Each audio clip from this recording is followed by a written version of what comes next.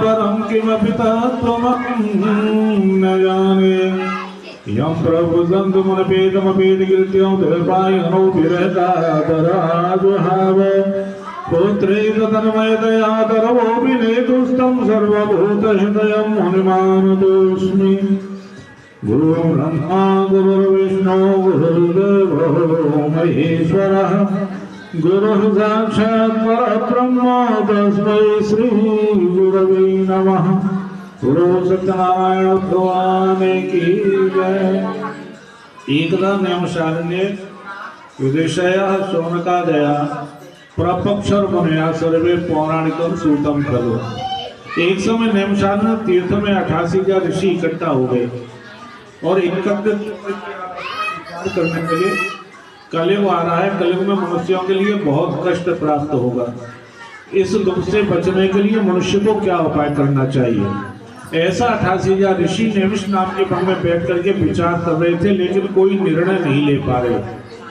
तभी उन्होंने देखा श्री सूत जी महाराज आ रहे हैं। कैसे? सूत जी महाराज जिनके मस्तक पर त्रिपुंड लगा हुआ है, गले में रुद्राक्ष की माला पहने हुए हैं, पीतांबर वस्त्र धारण किए हुए हैं, अपने शिष्यों के साथ चले आ रहे हैं। तो उनको आता हुआ देख करके 88 ऋषियों के लिए बड़ा आनंद हुआ।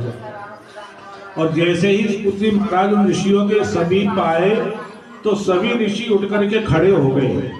खड़े क्यों हो गए? क्योंकि मर्यादा होती है, जब अपने से बड़ा कोई अपने घर पर आता है तो उसके सम्मान में उठकर खड़ा हो जाना चाहिए। इसी मर्यादा का पालन करते हुए 88 ऋषि उठ करके खड़े हुए। सभी ऋषियों ने श्री सूत जी महाराज के लिए प्रणाम किया और कहने लगे, हे प्रभु, आप बड़े अच्छे समय पर आए हैं। आपके आने से हमें इतनी प्रसन्नता हो रही है जिसे हम आपको शब्दों में बता नहीं सकते। ऐसे समझ लो जैसे कोई आदमी नदी में डूब रहा है और उसको एकाएक नाव मिल जाए तो कितनी खुशी होगी। इसी तरीके से आपके आने से हमारे लिए बड़ी प्रसन्नता हो रही है। सूत जी महाराज कहने लगे, वह तो बात ठीक है, लेकिन पहले आप ये बताएं, आप ये सभी ऋषि इस निर्जन वन में नैमिषारण्य में क्यों इकट्ठे हुए हैं? इकट्ठा होने का कारण क्या है? तो सभी ऋषि कहने लगे, प्रभु आप तो ऐसे पूछ रहे हैं जैसे आपको पता नहीं, लेकिन जब आप हमसे पूछ ही रहे हैं तो हम आपके लिए बताते हैं कि कलयुग आ रहा है और कलयुग में मनुष्यों के लिए बहुत कष्ट प्राप्त होगा। इस दुख से बचने के लिए मनुष्य को क्या उपाय करना चाहिए, ऐसा हम सभी यहाँ पर बैठ करके विचार कर रहे थे, लेकिन कोई निर्णय नहीं ले पा रहे। आप आ गए हैं, आपके आने से हमारी शंका का समाधान हो जाएगा। महाराज ये बताइए, मनुष्य कौन सा कार्य करे जिसके करने से उसके लिए कष्ट की प्राप्ति ना हो? इस प्रकार से जब पूछा तो सूत जी महाराज कहने लगे, हे ऋषि, तुमने बड़ा प्रश्न किया है, लेकिन मैं अभी नहीं कर पाया। संध्योपासना से मतलब है मैंने अभी भगवान की पूजा नहीं की है। शास्त्र में ऐसा लिखा हुआ है कि 3 दिन तक अगर ब्राह्मण, क्षत्रिय और वैश्य ये भगवान की पूजा नहीं करते हैं तो कहते हैं शूद्र के समान हो जाते हैं, हाथ का जल भी। तो पहले मैं संध्योपासना कर लूं, उसके बाद तुम्हारे प्रश्न का जैसा उत्तर होगा मैं दूंगा। ऐसा कहकर के सूत जी महाराज समीप में जो नदी थी वहां पर संध्योपासना करने के लिए चले गए। जो समय बचा उस समय में 88 ऋषियों ने क्या किया, उस स्थान के लिए बड़ी अच्छी तरीके से झाड़ बहार करके साफ किया, जल छिड़काव इत्यादि कर दिया, चौकी आसन पीढ़ा ला करके डाल दिया। और जब सूत जी महाराज लौट करके आए तो उनके लिए उस आसन पर बैठाया। बैठाने के बाद उनके तिलक लगाया, माला पहनाई।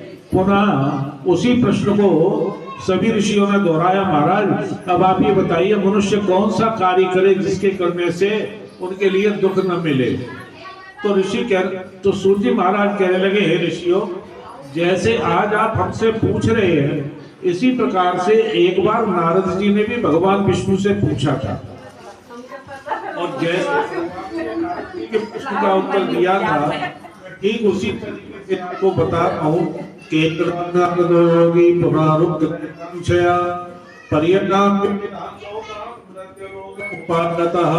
यानी एक बार नारद जी जो थे परोपकार की भावना के लिए लेकर के अनेक लोगों में घूमते हुए जब पृथ्वी पर आए तो नारद जी का हृदय बड़ा व्याप्त हो गया। उन्होंने देखा इस पृथ्वी पर कोई भी प्राणी सुखी नहीं है। तो नारद जी ने विचार किया, मेरे लिए इन मनुष्यों का दुख दूर करना चाहिए। लेकिन उनकी भी समझ में जब कोई उपाय नहीं आया तो विचार करने लगे, चल करके भगवान जनार्दन से यानी भगवान विष्णु से पूछता हूँ। ऐसा मन में उन्होंने विचार किया। हरि गुण गाते हुए यानी भगवान का कीर्तन करते हुए, बीड़ा के लिए बजाते हुए क्षीर सुध के लिए चल दिए। आप लोग भी बोलिए श्रीमन नारायण नारायण नारायण, श्रीमन नारायण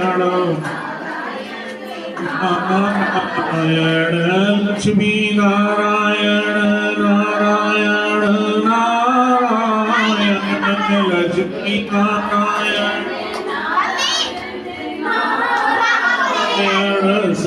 सत्यनारायण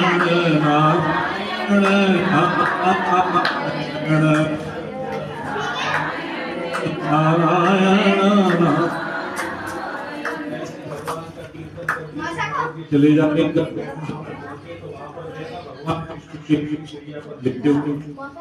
उनके 4 हाथ हैं, 4 हाथ में गदा पद्म लगा हुआ है, बदला के लिए पहने हुए। ऐसे भगवान को देखा तो नारद जी ने भगवान की स्तुति की प्रार्थना की। कहने लगे नमो रूपाय शक्ते विनायक। प्रार्थना करने लगे आप रजोगुण तमोगुण सतोगुण की आप आत्मा है, आप संपूर्ण प्राणियों के आदिभूत कारण हैं, आप अपने भक्तों के ऊपर आए हुए कष्ट के लिए दूर करने वाले हैं। दीन दयाल विरद संभारी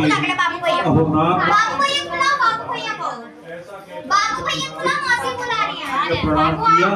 तो भगवान ने नारद जी से पूछा तो किमर्थम मांगतोषित्वं कंदे मनस वर्धते कथयस्व महाभागा तत्त्वं वदामि ते। यानी भगवान ने पूछा नारद जी कहो तुम यहाँ पर किस लिए आए हो, तुम्हारे चेहरे पर इतनी उदासी क्यों है, आप बहुत बेचैन दिखाई देते हैं। आप तो जानते हैं